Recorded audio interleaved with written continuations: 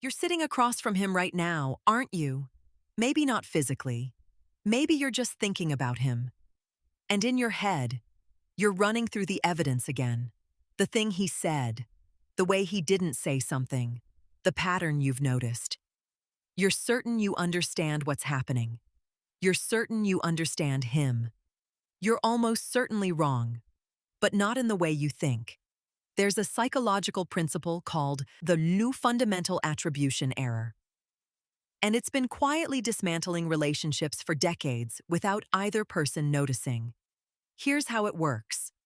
When your partner does something that hurts you or frustrates you, your brain automatically attributes it to his character. He forgot your birthday. He's selfish. He snapped at you over nothing. He doesn't respect you. He scrolled his phone during dinner. He's checked out of the relationship. The behavior becomes evidence of who he is as a person. But when you do the exact same thing, suddenly you have context. You were stressed. You were distracted. You had a reason. The situation was different. You didn't mean it that way. This isn't just bias. This is architecture. Your brain is wired to collect evidence against him because you need to feel safe. If his behavior is random or situational, he's unpredictable, and unpredictability feels dangerous. But if his behavior reflects his character, if you can know him, then you can anticipate him. You can protect yourself. So your brain collects every incident and builds a case. The problem is that the case is prosecuted with different rules of evidence depending on who's on trial. Let me give you something specific. A woman came to a therapist, let's call her Sarah, because she was convinced her boyfriend didn't love her anymore. The evidence was overwhelming to her. He hadn't initiated sex in 3 weeks. He'd been quiet at dinner last Tuesday. He'd chosen to go to the gym instead of watching their show together. Separately, each moment was a small withdrawal. Together, they formed a pattern of rejection.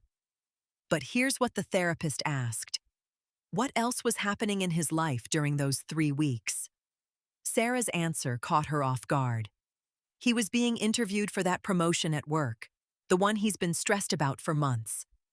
The behavior didn't change. The context did. And suddenly the same actions, choosing solo time, needing physical space, being in his own head, looked different. Not like rejection, like management, like self-preservation during a high-stakes moment. That's the first layer. But it gets deeper. There's another fallacy nested inside your relationship right now, and it's called expectancy bias. Once you believe something about your partner, you unconsciously filter evidence to confirm it.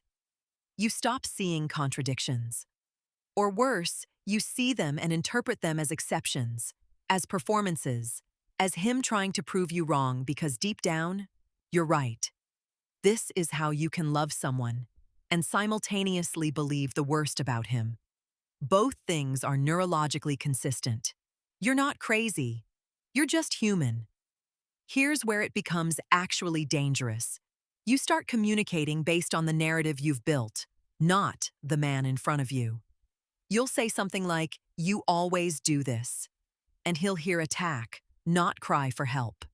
He'll defend the character you've accused him of, not the thing he actually did. He gets frustrated because he's not the person you're arguing with.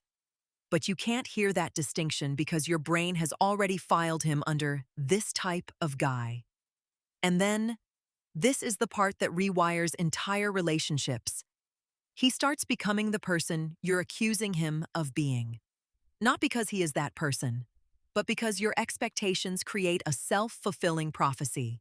Psychologists call it the Pygmalion effect.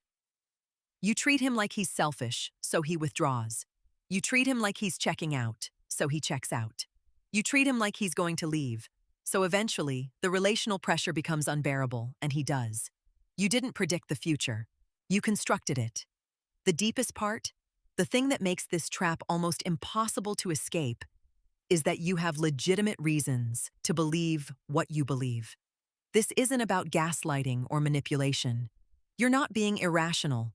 You're pattern matching. You've had past relationships end. You've seen people lie. You know what betrayal looks like.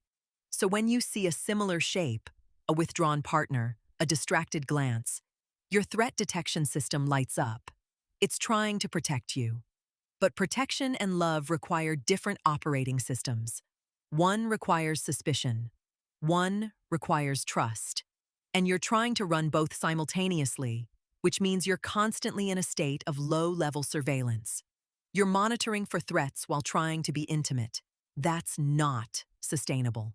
That's not a relationship. That's an investigation. Here's the uncomfortable truth that drives the comments section into chaos. Sometimes your partner is actually the person you're afraid he is. Sometimes your intuition is right. Sometimes the pattern you've detected isn't a cognitive error, it's reality. Which means you can never trust the feeling, because the feeling works exactly the same way whether it's accurate or not. The brain can't distinguish between true intuition and false paranoia. They feel identical. This is the false floor.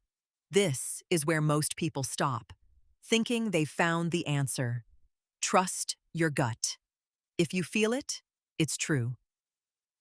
But that's where the trap closes, because now you're locked into a position where you can't doubt yourself without losing your sense of safety. You can't question your narrative without feeling like you're gaslighting yourself. You can't be vulnerable without being foolish. And so you choose certainty over connection. You harden the case against him. You stop taking risks. The actual mechanism at work here, the thing that researchers have documented, is called confirmation bias amplification. And it's specifically dangerous in long-term relationships. The longer you're with someone, the more data you've collected. The more data you have, the easier it is to find evidence for almost any narrative. You could spend 20 years with a good man, and if you were looking for proof he was unavailable, you'd find it. You'd find his late nights at work. You'd find his focus on his friends. You'd find his tiredness at night. Same man, same behaviors, different meaning. So what actually works? It's not positive thinking. It's not forcing yourself to be grateful. It's not even communication, though that matters. It's cognitive defamiliarization. It's deliberately choosing to see him as a stranger again. Not because you've forgotten who he is, but because you've become too certain. You need to interrupt the pattern that's become automatic. Ask yourself, specifically, if I met this man for the first time and he did this thing, what would I assume? Notice how often the answer is different from what you've concluded. Notice how much of your interpretation is historical, not present moment. The second part is harder. It's admitting that you might be wrong and staying in the relationship anyway. Not because you've proven you're wrong, but because the alternative, staying in a fortress of certainty while the walls slowly become a prison, is worse. This doesn't mean ignoring red flags. It means distinguishing between a red flag and a shadow that looks like one depending on the angle of the light. It means being willing to be surprised. It means sometimes finding out that the man you were afraid of isn't real, and the man who actually is there has been trying to reach you the whole time, but you've been too busy prosecuting the case. The motif that's been building through this entire script, the one you felt shifting, is this. You've been trying to know him to feel safe, but the safety you're building is an illusion made of certainty, and certainty in love is always a lie. Your partner is not a knowable thing. He's a variable, and that's not a design flaw of your relationship. That's the entire point. Remember, connect with yourself and the people who matter. Reflect on your thoughts, choices, relationships, and experiences. Repeat the process until growth becomes a way of life.